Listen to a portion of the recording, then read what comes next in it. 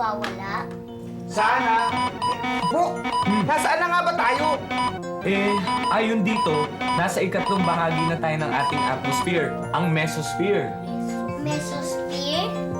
Oo, alam mo, ang meso galing yan sa salitang Griego. Meso, ibig sabihin gitnang bahagi.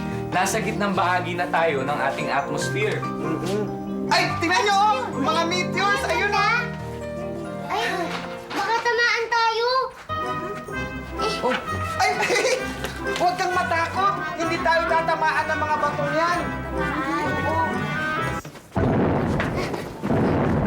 Akala ko ba hindi tayo matatamaan? Ay, hali kayo lahat dito! Hali kayo, dali! Hali kayo! Dito, ayun mo!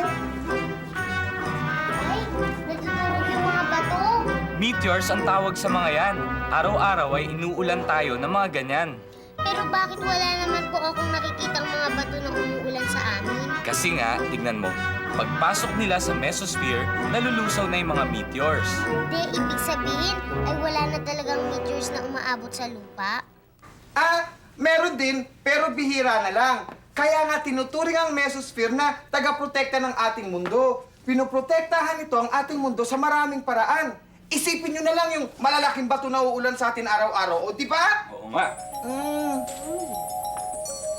Ay, bulalakaw! Ay, oo nga, bulalakaw.